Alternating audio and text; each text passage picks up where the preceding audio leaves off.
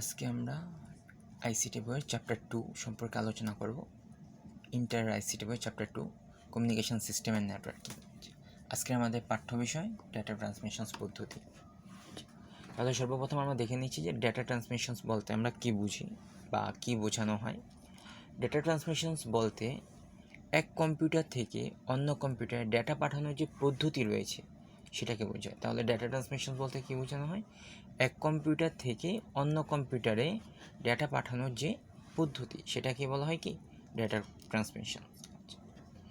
Computer থেকে কম্পিউটারে data স্থানান্তরিত করা হয় কিসের মাধ্যমে? সিগন্যাল বিটের মাধ্যমে। সাধারণত ডেটা বাইনারি বিট আকারে সিগন্যাল হিসেবে পাঠানো হয়। বাইনারি বিট কি? 0 এবং 1। বাইনারি বিট কি? 0 এবং 1। এই জন্য এখানে লেখা আছে আমাদের ডেটা বাইনারি বিট 0 1 আকারে কি করা হয়? এক স্থান থেকে অন্য স্থানে পাঠানো হয়।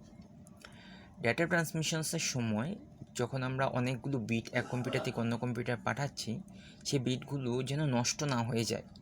অর্থাৎ এক কম্পিউটার থেকে যেই ফরম্যাটে পাঠানো হয় অন্য কম্পিউটার যেন সেই ফরম্যাটেই কি বিটগুলো বুঝতে পারে, এই জন্য কম্পিউটারগুলোর মধ্যে একটা বিটের সমন্বয় রাখা হয়, অর্থাৎ শুরু এবং শেষ বিট বলে দিতে হয়। তাহলে ডেটা ট্রান্সমিশনের সময় প্রেরক ও প্রাপক কম্পিউটারের মধ্যে বিটের শুরু এবং শেষ নিশ্চিত করা কি জরুরি। কেন জরুরি? যেন বিটগুলো কি না হয়, নষ্ট না হয়ে যায়। যেন আমি একটা ডেটা পাঠাচ্ছি সেই ডেটার শুরু এবং শেষ বুঝতে পারি, কারণ সবগুলোই আমার ডেটা কি 0 এবং 1, প্রতিটি বিটই কি আমার 0 এবং 1। তাহলে আমি যদি শুরু এবং শেষ স্পষ্টভাবে না বলে দিই, তাহলে এমনও হতে পারে আমি পিছন দিক থেকে পড়া শুরু করেছি, যার ফলে আমার ডেটাটা কী হয়ে যাবে, নষ্ট হয়ে যাবে। তাহলে এখন আমরা দেখি বিট সিনক্রোনাইজেশনস বলতে কি বোঝানো হয়। এখানে আমরা দেখতে পাচ্ছি বিট সিনক্রোনাইজেশন। ডেটা পাঠানোর সময় বিটগুলোর মধ্যে সঠিক সমন্বয় বজায় রাখার পদ্ধতিকেই বলা হচ্ছে কি ডিপ বিট সিনক্রোনাইজেশন।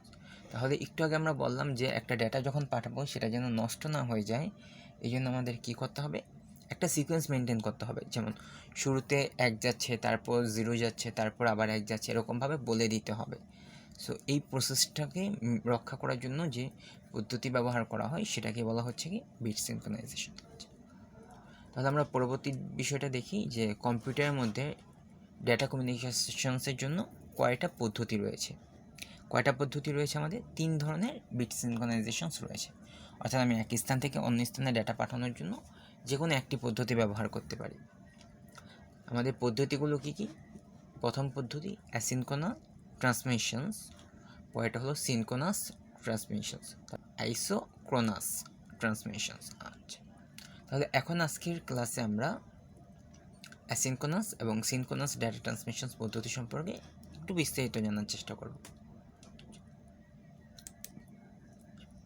দ্বিতীয় ধাপে আজকে আমরা দেখব অ্যাসিনক্রোনাস ট্রান্সমিশনস।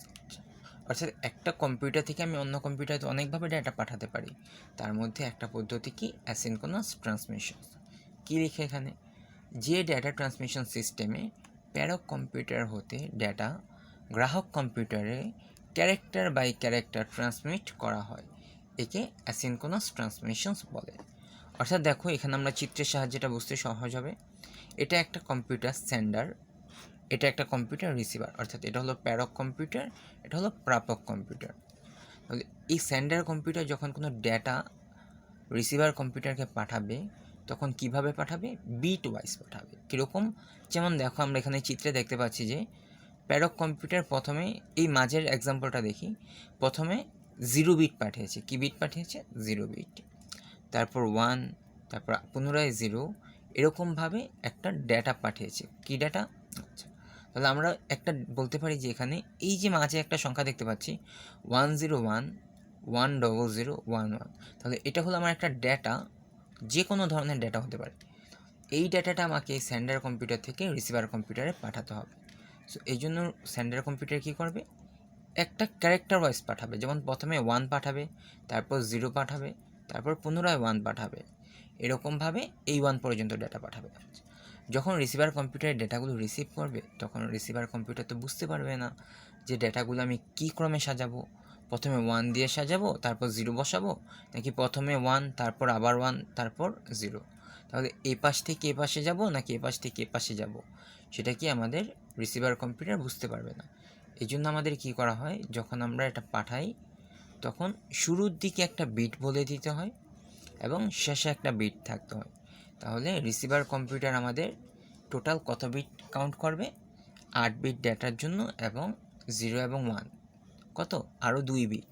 তাহলে এখানে আমরা দেখতে পাচ্ছি,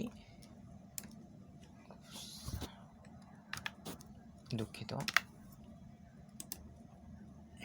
আচ্ছা, তাহলে আমরা এখানে দেখতে পাচ্ছি যে অ্যাসিনক্রোনাস ডেটা পদ্ধতির মধ্যে 8 বিটের একটা ক্যারেক্টার ডেটাকে ট্রান্সমিশনের পূর্বে এর সম্মুখে একটা কি বিট ইউজ করা হয়, স্টার্ট বিট অর্থাৎ হলো শুরুর বিট, এবং শেষে কি করা হয়, ইন্ড বিট অর্থাৎ শেষ বিট বসাতে হয়। এবং এই যে দেখো এখানে লেখা একটি স্টার্ট বিট এবং শেষে একটি বা দুইটি স্টপ বিটের মাধ্যমে বোঝানো হয় যে আমার একটা ডেটা শুরু হয়েছে এবং শেষ হয়েছে। তাহলে প্রতিটা ডেটার জন্য 8 বিটের ডেটার জন্য আমাকে অতিরিক্ত 3টা বিট কাউন্ট করতে হলো। তাহলে টোটাল আমার একটা ডেটা পাঠানোর জন্য কত বিট পড়তেছে, প্রতি ক্যারেক্টারে 10 বা 11 বিটের ডেটা স্থানান্তরিত করা হয় কিসের মাধ্যমে, ট্রান্সমিটের মাধ্যমে। তাহলে ট্রান্সমিট ডেটা অ্যাসিনক্রোনাস ডেটা পদ্ধতির মাধ্যমে আমাদের কী করা হয়, প্রতিটি ক্যারেক্টার 10 থেকে 11 বিটের একটা ডেটাকে কী করা হয়, এক কম্পিউটার থেকে অন্য কম্পিউটারে পাঠানো যায়। এখানে আমরা একটা চিত্র দেখি, চিত্রটা একবার ভালো করে দেখি একটু সময় নিয়ে। সেন্ডার কম্পিউটার অর্থাৎ আমাদের বাম থেকে, রিসিভার কম্পিউটার ডানে একটা ডেটা পাঠানো হবে। ডেটাটা কি আমাদের 101, তারপর হলো কি 10011। তাহলে এই ডেটাটা আমরা কি করব, সেন্ডার কম্পিউটার থেকে রিসিভার কম্পিউটার পাঠাবো। সো এই জন্য আমরা শুরু বলে দেব একটা বিট দ্বারা এবং শেষে কি আমরা একটা অথবা দুইটা বিট ইউজ করতে পারি। আচ্ছা, সো এক্ষেত্রে চিত্রে একটা বিট দেওয়া। তাহলে আশা করি এতটুকু বুঝতে পেরেছ। তাহলে আমাদের এখানে একটা চিত্র দেখতে পারি যে 8 বিটের ডেটা পাঠানোর জন্য আমার হতে পারে আমার 10 বিট লাগতেছে অথবা 11 বিট প্রয়োজন হচ্ছে। তাহলে আমার অপচয় হচ্ছে অ্যাসিনক্রোনাস ডেটা পদ্ধতির মধ্যে প্রতি 8 বিট পাঠানোর ক্ষেত্রে 3 বিট অপচয় হচ্ছে। এটা একটু মনে রাখবে কষ্ট করে। প্রতি 8 বিট ডেটা পাঠানোর জন্য আমার অপচয় হয় কত ডেটা, 3 বিট ডেটা। এখন আমরা পরবর্তী ধাপটা দেখি। অ্যাসিনক্রোনাস ট্রান্সমিশনসের কিছু বৈশিষ্ট্য আছে, বৈশিষ্ট্যগুলো আমাদের একটু পড়ে মুখস্থ করতে হবে। কী কী স্যার একটু পড়িয়ে দিচ্ছি, দেখেন। এ ধরনের ট্রান্সমিশনস ব্যবস্থায় প্রেরক যে কোনো সময় ডেটা ট্রান্সমিট করতে পারে এবং গ্রাহকও তা কী করতে পারে, গ্রহণ করতে পারে। তাহলে যখনই আমার 8 বিটের একটা ডেটা হবে তখনই আমি সেটা কী করতে পারবো, যে কোনো সময় আমি গ্রাহকের কাছে পাঠিয়ে দিতে পারবো, মানে রিসিভার কম্পিউটারের কাছে পাঠিয়ে দিতে পারবো। এই পদ্ধতিতে একটি ক্যারেক্টার ট্রান্সমিট হওয়ার পর আরেকটি ক্যারেক্টার ট্রান্সমিট করার মাঝে বিরতি সময় সমান না হয়ে ভিন্ন হতে পারে। তাহলে অর্থাৎ তুমি যখন একটা ডেটা পাঠাবে এক কম্পিউটার থেকে অন্য কম্পিউটারে, হতে পারে ডেটাটা তোমার তাড়াতাড়ি চলে গেছে, তারপর কিছুক্ষণ বিরতি দিয়ে পুনরায় তুমি আরেকটা ডেটা পাঠাবে। হতে পারে প্রথম কেসে তোমার কি ডেটার বিরতি বেশি, দ্বিতীয় কেসে তোমার ডেটার বিরতি কম হতে পারে। প্রেরক স্টেশনে প্রাইমারি স্টোরেজের প্রয়োজন হয় না। প্রাইমারি স্টোরেজ কি? প্রাইমারি স্টোরেজ হলো যখন আমি একটা ডেটা পাঠাতে যাচ্ছি তখন আমার কম্পিউটারের মধ্যে বা ডিভাইসের মধ্যে এটা একটা স্টোরেজ সংরক্ষণ করতেছে না। প্রাইমারি স্টোরেজ বলতে আমাদের মূলত বোঝাচ্ছে যে আমাদের একটা ডেটা পাঠানোর আগে এই ডেটাটা আমাদের কম্পিউটারে সেভ করতে হবে, তারপর এটা একটা স্টোরেজে থাকবে, সেখান থেকে এটা কী করবে, ট্রান্সমিশনের মাধ্যমে অন্য কম্পিউটারে যাবে। সো এক্ষেত্রে আমাদের কি প্রাইমারি স্টোরেজের প্রয়োজন হবে না, আমাদের ডাটাটার জন্য আলাদা কোনো কি স্টোরেজ প্রয়োজন হবে না। ডেটা ট্রান্সমিশনস ব্যবস্থায় দক্ষতা ও গতি কম। তাহলে এই ব্যবস্থার একটা বৈশিষ্ট্য হলো এটার মধ্যে কি দক্ষতা এবং গতি কম থাকবে। যেহেতু এখানে কয়টা বিট করে ট্রান্সফার হয়, 8টা বিট করে। একসাথে কয়টা বিট পাঠানো যায় এক কম্পিউটার থেকে অন্য কম্পিউটারে, 8টা বিট। প্রতিটি ক্যারেক্টারের শুরুতে একটা স্টার্ট বিট এবং শেষে 2টি স্টপ বিট প্রেরণ করা হয়। এই ধরনের ট্রান্সমিশনে স্টার্ট স্টপ ট্রান্সমিশনসও বলা হয়। তাহলে অ্যাসিনক্রোনাস ট্রান্সমিশনের একটা আরেকটি নাম বলতে পারি, এটাকে কি বলা হয়, স্টার্ট স্টপ ট্রান্সমিশনও বলা হয়। অ্যাসিনক্রোনাস ট্রান্সমিশনস এবং কি সিনক্রোনাস ট্রান্সমিশনস, এবং সর্বশেষ একটা পদ্ধতির নাম হলো। আচ্ছা, এগুলো ছিল আমাদের বৈশিষ্ট্য, একটু মুখস্থ করে নেবে। আমাদের পরবর্তী পাঠ হলো অ্যাসিনক্রোনাস ট্রান্সমিশনের কিছু সুবিধা রয়েছে। কি কি সুবিধা? যে কোনো সময় ডেটা স্থানান্তরিত করা যাচ্ছে, এটা আমাদের একটা সুবিধা। ডেটা ট্রান্সমিশনের জন্য কোনো প্রাইমারি স্টোরেজের প্রয়োজন হচ্ছে না, তাহলে এটা আমাদের জন্য মেমোরি এফিশিয়েন্ট হবে, এটা আমাদের মেমোরি এফিশিয়েন্ট হবে। আর যেহেতু কোনো সময়ের ফিক্সড নেই, তাহলে তুমি যখন খুশি তখন ডেটা পাঠাতে পারবে। কম ডেটা ট্রান্সমিশনের ক্ষেত্রে বেশি উপযোগী। তাহলে এটা কিসের ক্ষেত্রে বেশি উপযোগী? অল্প ডেটা, মানে বোঝাই যাচ্ছে যে আমাদের বেশি পরিমাণ ডেটা পাঠানোর জন্য এটা অতটা এফিশিয়েন্ট হবে না, এবং তুলনামূলক খরচ কম। যেহেতু এটা কম ডেটা পাঠানোর জন্য উপযোগী, সো কম ডেটা পাঠানোর জন্য আমাদের এটা কী হবে? তুলনামূলক খরচ কম পড়বে। এর কিছু অসুবিধা রয়েছে। অসুবিধাগুলো কী কী? সিনক্রোনাস ট্রান্সমিশনসের তুলনায় দক্ষতা কম। সিনক্রোনাস ট্রান্সমিশন আমরা পরবর্তী ক্লাসে দেখব, পরবর্তী টপিকে। তাহলে এটা কি? তুলনামূলক দক্ষতা কম। ডেটা ট্রান্সমিশনসে গতি কম। ডেটা ট্রান্সমিশনসে কি? গতি কম। যখন ডেটা স্থানান্তরের কাজ বন্ধ থাকে, তখন ট্রান্সমিশনসের মাধ্যমটি অকারণে অব্যবহৃত অবস্থায় পড়ে থাকে। স্যাটেলাইট ও মাইক্রোওয়েভ ক্ষেত্রে ট্রান্সমিশনস বন্ধ থাকলে খরচ বেড়ে যায়। তাহলে এই ছিল আমাদের কিছু অসুবিধা। তাহলে আমাদের এখান থেকে বেসিক্যালি অবশ্যই 1 আর 2 নাম্বার যে অসুবিধাগুলো আছে এটা মনে রাখার ট্রাই করবে। এই দুটো পরীক্ষার জন্য বেশি ইম্পর্ট্যান্ট, তোমাদের শেখার জন্য, জানার জন্য। আচ্ছা, এখন দেখি আমরা অ্যাসিনক্রোনাস ট্রান্সমিশনসের কী কী ব্যবহার রয়েছে। কম্পিউটার থেকে প্রিন্টারে ডেটা স্থানান্তরের জন্য বা ট্রান্সফারের জন্য কি করা হয়? এই ধরনের ট্রান্সমিশনস ব্যবহার করা হয়, অ্যাসিনক্রোনাস ট্রান্সমিশন। কিবোর্ড থেকে কম্পিউটারে ডেটা স্থানান্তরের জন্য এই পদ্ধতি ব্যবহার করা হয়। কারণ দেখো, কম্পিউটার থেকে প্রিন্টার এটা অল্প একটা দূরত্ব, স্বল্প দূরত্বের, বেশি একটা দূরত্ব হয় না, কাছাকাছি স্থানে ডেটা ট্রান্সফারের জন্য এটা কি খুব উপযোগী। কিবোর্ড, কম্পিউটার বোঝাই যাচ্ছে এগুলো কি আমাদের কাছাকাছি ডেটা স্থানান্তরিত। সো এই ক্ষেত্রে আমরা কী পাবো? এফিশিয়েন্ট পাবো। এখন তাহলে আমি পার্ট 2 শুরু করি। সেটা হলো আমাদের কি? সিনক্রোনাস ট্রান্সমিশনস। তাহলে সিনক্রোনাস ট্রান্সমিশনস কি? যেহেতু অ্যাসিনক্রোনাস ট্রান্সমিশনস কি হচ্ছিল আমাদের? ক্যারেক্টার ওয়াইজ, কি ওয়াইজ? একটার পর একটা ক্যারেক্টার যাবে। আচ্ছা, তাহলে এখন দেখি আমরা সিনক্রোনাস ট্রান্সমিশনস কি। যে ডেটা ট্রান্সমিশনসের সময় প্রেরক স্টেশন থেকে ডেটাকে কোনো প্রাথমিক স্টোরেজ ডিভাইসে সংরক্ষণ করে নেওয়ার পর ডেটার ক্যারেক্টারগুলোকে ব্লক আকারে ভাগ করে প্রতিবার একটি করে ব্লক পাঠানো হয়। কি পাঠানো হয়? একটি করে ব্লক ট্রান্সমিট করা হয়, তাকে বলা হয় সিনক্রোনাস ট্রান্সমিশন।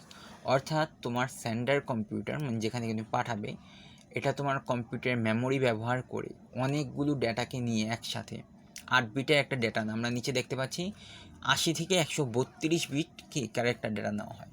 তাহলে 80 থেকে 132টা কী করা হয়? ক্যারেক্টার নেওয়া হয়। তাহলে প্রতিটা ক্যারেক্টার কত বিট করে? 8 বিট করে। তাহলে হিসাব করে নিতে হবে আমাদের কত বিট হয়। তাহলে যে ট্রান্সমিশন, আমরা একটু সংখ্যাটা দেখে নিচ্ছি। যে ডেটা ট্রান্সমিশন ব্যবস্থায় প্রেরক স্টেশনসে প্রথমে ডেটা কোনো প্রাথমিক স্টোরেজ ডিভাইসে সংরক্ষণ করে নেওয়ার পর ডেটার ক্যারেক্টারসমূহকে ব্লক আকারে ভাগ করে প্রতিবারে একটি করে ব্লক ট্রান্সমিট করা হয়, তাকে সিনক্রোনাস ট্রান্সমিশনস বলে। প্রতিটি ব্লক, যাকে প্যাকেটও বলা হয়। তাহলে প্রতিটি ব্লককে আমরা কি বলতে পারি? প্যাকেটও বলতে পারি। কমপক্ষে 80 থেকে 132টি ক্যারেক্টার থাকে। প্রতিটি ব্লকে কি থাকে? কমপক্ষে 80 থেকে 132টি ক্যারেক্টার থাকবে। দুটি ব্লকের মাঝখানে সময় বিরতি সবসময় কি থাকবে? সমান থাকবে। এবং প্রতিটি ব্লকের ডেটা শুরুতে একটি হেডার ইনফরমেশন এবং ব্লকের শেষে একটি ট্রেল ইনফরমেশন পাঠানো। অর্থাৎ হলো তুমি যখনই একটা ব্লক পাঠাবে, তখন প্রতিটা ডেটার শুরুটা বলে দিতে হবে এবং শেষের জন্য কী করতে হবে? কিছু ইনফরমেশন পাঠাতে হবে, মানে বিট ওয়াইজ।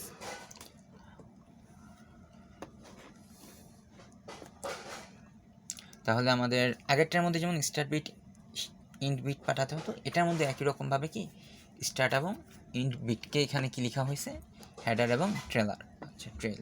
ওকে, তাহলে আমরা এখানে চিত্রের সাহায্যে দেখতে পাচ্ছি যে আমাদের এখান থেকে দেখো, এই কম্পিউটার থেকে একটা ব্লক, এই যে অনেকগুলো ডেটা, এই যে প্রত্যেকটা কি 8 বিটের একটা করে ডেটা, এরকম অনেকগুলো ডেটাকে নিয়ে একটা কি করা হয়েছে? ব্লক তৈরি করা হয়েছে, ইয়েলো কালার একটা ব্লক। সো এই ব্লকটাকে কি করা হচ্ছে? এই সেন্ডার থেকে রিসিভারের কাছে পাঠানো হচ্ছে। আর এখানে দেখা যাচ্ছে যে দুইটা ব্লকের মাঝে এই যে স্পেসটা, অর্থাৎ সময়ের যে বিরতিটা, এটা সমান থাকতেছে। ঠিক আছে? তার পরবর্তী ধাপ দেখি। সিনক্রোনাস ট্রান্সমিশনসের কিছু বৈশিষ্ট্য আছে কি কি? তাহলে আমরা আগেরবার যখন দেখেছিলাম অ্যাসিনক্রোনাস ট্রান্সমিশনসের দক্ষতা কম ছিল, তাহলে এটার দক্ষতা কি থাকবে? একটু বেশি থাকবে। তাহলে দক্ষতা বেশি, আর যেহেতু এই ক্ষেত্রে আমি একসাথে অনেকগুলো ডেটা পাঠাতে পারছি, সো এটা কি গতি কী পাবো? আমরা বেশি পাবো। প্রতিটি ক্যারেক্টারের মাঝে টাইম ইন্টারভ্যাল বা সময় বিরতি কি প্রয়োজন হয় না, বা কোনো প্রতিটা ক্যারেক্টারের মাঝে সময় বিরতির প্রয়োজন নেই, বাট আমাদের প্রতিটা ব্লকের মাঝে সমান সময় বিরতি থাকতেছে। আর একটা ব্লক কি হচ্ছে? আমাদের অনেকগুলো ক্যারেক্টার নিয়ে গঠিত হচ্ছে, এই জন্য এখানে লেখা হয়েছে প্রতিটা ক্যারেক্টারের মাঝে সময় বিরতি কি প্রয়োজন হয় না। প্রতিটা ক্যারেক্টারের শুরু বিট এবং কি স্টপ বিটের প্রয়োজন হয় না। তাহলে প্রতিটা ক্যারেক্টারের শুরুতে এবং শেষে বিট উল্লেখ করার প্রয়োজন নেই। প্যারক স্টেশনসে প্রাইমারি স্টোরেজের প্রয়োজন হয়, কিন্তু আমাদের এখানে কি প্রয়োজন হয়? প্রাইমারি স্টোরেজের প্রয়োজন হয়। তুলনামূলক কি ব্যয়বহুল। কিছু সুবিধা রয়েছে, দেখি আমরা বৈশিষ্ট্যগুলো দেখলাম, এখন আমরা সুবিধাগুলো দেখে নিচ্ছি। সিনক্রোনাস ট্রান্সমিশনসের দক্ষতা অ্যাসিনক্রোনাসের তুলনায় কি বেশি, যেহেতু ট্রান্সমিশনস কার্য অনবরত চলতে থাকে, ফলে কি ট্রান্সমিশনসের গতি বেশি। তাহলে যেহেতু এই ট্রান্সমিশনটা সবসময় কাজ করে, এই জন্য এটা কী হয়? ট্রান্সমিশনসের গতিটা বেশি হয়। প্রতি ক্যারেক্টারের পর টাইম ইন্টারভ্যালের প্রয়োজন হয় না, ক্যারেক্টারের শুরু এবং শেষ নির্দেশ করার প্রয়োজন হয়। তাহলে এটা হলো একটা সুবিধা। সময় তুলনামূলক কী লাগবে? কম লাগবে। তাহলে দেখো, আগেরটার মধ্যে আমার প্রতিটা 8 বিটের একটা ক্যারেক্টার পাঠানোর জন্য আমার কি অপেক্ষা করতে হতো, আর এই ক্ষেত্রে আমার অনেকগুলো ডেটা একসাথে একটা ব্লক হয়ে গেছে এবং সেই ব্লকটা পাঠানো হচ্ছে। তাহলে তুলনামূলক এটা থেকে, আগেরটা থেকে আমার এটার মধ্যে কি সিনক্রোনাসের সময়টা একটু কম লাগবে। কিছু অসুবিধা আছে। কি কি অসুবিধা? দেখো, এই ক্ষেত্রে আমরা প্রাথমিক স্টোরেজ ব্যবহার করতেছি, মানে হলো প্রাইমারি স্টোরেজ, সো এটা একটা অসুবিধা। প্যারক স্টেশনসে একটি প্রাথমিক সংরক্ষণ ডিভাইসের প্রয়োজন হয়, অর্থাৎ হলো আমাদের এটার জন্য কি প্রয়োজন হবে? একটা ডিভাইসের প্রয়োজন হবে, মেমোরির প্রয়োজন হবে। তুলনামূলক ব্যয়বহুল থাকবে। এই দুইটা হলো কি আমাদের অসুবিধা। এবং আমরা এখানে কি নিচে দেখতে পাচ্ছি যে ব্যবহার কি কি ব্যবহার রয়েছে। অ্যাসিনক্রোনাস ট্রান্সমিশনসের ব্যবহারগুলি এখানে দেওয়া হয়েছে। কম্পিউটার থেকে কম্পিউটার ডেটা পাঠানোর জন্য কি করা হয়? এটা ব্যবহার করা হয় দূরবর্তী স্থানে, ঠিক আছে। এক স্থান থেকে দূরবর্তী কোনো স্থানে ডেটা স্থানান্তরের ক্ষেত্রে এই পদ্ধতি কী করা হয়? ব্যবহার করা হয়। একটি কম্পিউটার হতে একই সময়ে অনেকগুলো কম্পিউটার ডেটা ট্রান্সমিশনসের ক্ষেত্রে কি এটি একটি ব্যয়বহুল পদ্ধতি, ঠিক আছে। মানে এটা ব্যবহার করা হয় সহজভাবে বলতে গেলে কি, একটা কম্পিউটার থেকে অন্য কম্পিউটারে ডেটা পাঠানোর জন্য, দূরবর্তী কোনো স্থানে ডেটা পাঠানোর জন্য এটা ব্যবহার করা হবে, ঠিক আছে। তাহলে আজকের আমাদের শেষ পাঠ হলো অ্যাসিনক্রোনাস ট্রান্সমিশনস এবং সিনক্রোনাস ট্রান্সমিশনসের মধ্যে কিছু পার্থক্য দেখা। কি কি পার্থক্য? অ্যাসিনক্রোনাস ট্রান্সমিশনস পদ্ধতি কি, যে ডেটা ট্রান্সমিশন সিস্টেমে প্রেরক হতে গ্রাহকের কাছে character by character data transmit করা হয়, তাই কি অ্যাসিনক্রোনাস ট্রান্সমিশন। অর্থাৎ হলো এই ট্রান্সমিশনস পদ্ধতিতে তুমি একটা পর একটা করে কি ক্যারেক্টার ওয়াইজ ডেটা এক স্থান থেকে অন্য স্থানে পাঠানো হচ্ছে। আর সিনক্রোনাইজের মধ্যে কীভাবে পাঠানো হচ্ছে? ব্লক ওয়াইজ, কি অনেকগুলো ক্যারেক্টারকে নিয়ে একটা ব্লক তৈরি করা হচ্ছে, সেই ব্লকটা আবার কী করা হচ্ছে? পাঠানো হচ্ছে।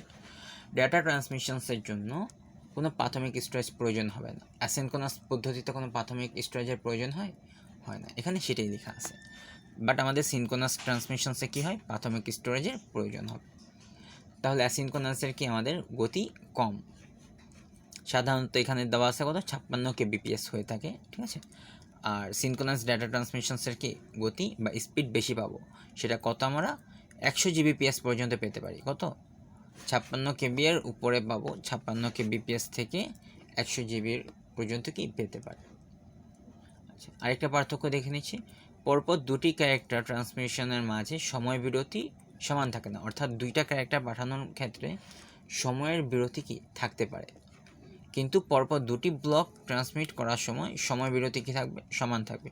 এক্ষেত্রে তোমরা এটাও লিখতে পারো যে পরপর দুটি ক্যারেক্টার ট্রান্সমিট করার মধ্যে কোনো কি নেই? সময় বিরতি নেই। আছে আমাদের সিনক্রোনাস ডাটা ট্রান্সমিশনস পদ্ধতিতে, যদি আমরা, কারণ এখানে অনেকগুলো ক্যারেক্টার একসাথে হয়ে কি ব্লক আকারে যাচ্ছে, এই জন্য কোনো ক্যারেক্টার ট্রান্সমিট করার মধ্যে আমাদের কিসের প্রয়োজন হয় না?